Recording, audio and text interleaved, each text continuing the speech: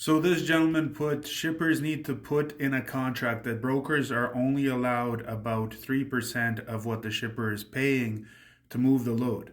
Drivers are doing all the work and paying out more than the broker ever will. The broker really doesn't have anything, and I'm paraphrasing, doesn't have anything invested except a little bit of their time. Drivers have time, maintenance of their trucks and trailers, equipment maintenance such as tarps, etc., insurance, and all other stuff to legally be able to move the load and miss out on that is their family functions. So a lot of the stuff that he said in terms of actual things that drivers do, I'm assuming he's an owner operator because he's doing everything himself.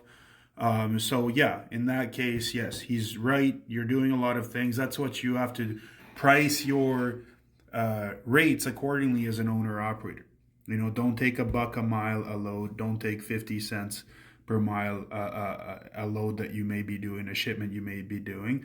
So in that case, you just have to price accordingly and work with brokers who value this time and value this responsibility that you guys share together to bring to the table for the shipper a price that works, but also a price that's not going to run you out of business. Owner operators sometimes make the mistake of miscalculating, maybe not knowing their operating expenses, and run the risk of running a load for a super cheap price that is not okay. I don't stand behind that. Now, I've owned my own trucks and all that kind of stuff. My dad was a driver for 15 years, so I understand a lot of the stuff this gentleman is saying. However, 3% cap on brokers' profits, that's not going to pay anybody's bills. That's not going to pay my bills as a broker. It's not going to pay any brokerage's bills. Now you're saying, the gentleman is saying that we don't invest. We have barely or rarely or little invested into our businesses. Well, what if I told you that our monthly expenses are closer to $30,000 right now per month? This includes office expenses, this includes staff, operations, this includes lead generation tools to find customers, this includes email and security setups to make sure everything is running safe and secure for both the trucker's sake and our sake. This includes vetting tools. This includes insurance for us as well. We also, as brokers, can get insurance for our businesses. This also includes tracking tools. This includes transportation management tools. This also includes CRM tools for customer relationship management. We also have expenses and bills to pay to feed our families and feed ourselves weekly, and of course over the weekend as well. Some of us work during the weekends as well. A lot of us miss family functions as well as a result of having to make money for our families, so our families can live a life of fair life where they can actually have quality in their lives and not having to live paycheck to paycheck, as an example. So to cap it at 3%, I don't really see this as realistic. By all means, yeah, don't work with brokers that don't pay you well. By all means, don't work with brokers that you think are gouging you or limiting your amount of money that you're making, and that's how they're making their huge margins.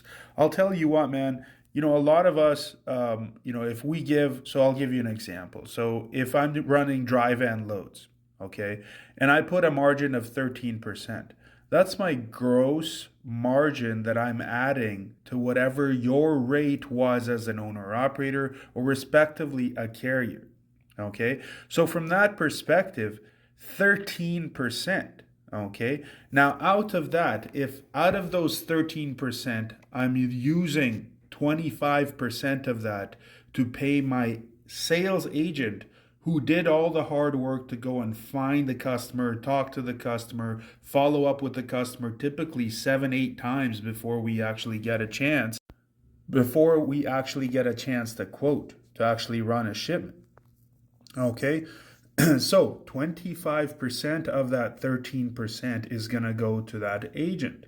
The remaining amount of money will be used to pay for all of the expenses that I just listed, plus more things that we have to pay for. I did forget to mention factoring as well in order to pay you as a driver on time. So there is a lot of expenses that we deal with. So imagine 13%, 25% of that goes to my sales agent. The remaining amount of money is used to pay for everything else. Okay?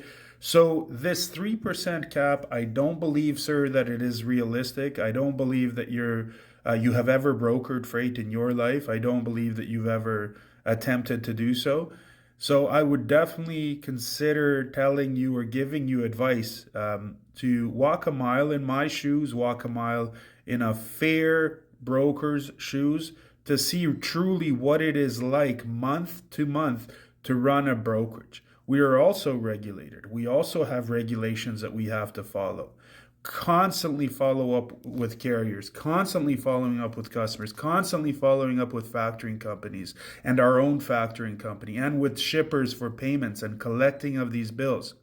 I have a customer right now that hasn't paid on 2 bills, but my carrier already got paid out of pocket. So I am now stuck with, it's not a big amount of money, about just under $1,900.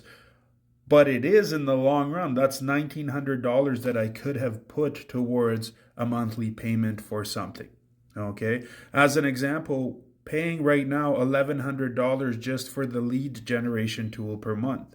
That money adds up. That could potentially be 10 to 15 shipments to get that money back in gross profit, not in net profit. Big difference there too. That's my 65 billion cents worth of information about this gentleman's post here where he says 3%. 3% is light. If you come back to me and give me a different number, please do so. But sir, 3% is too light. Too light. What are your thoughts? Give me your thoughts in the comments below. Cheers.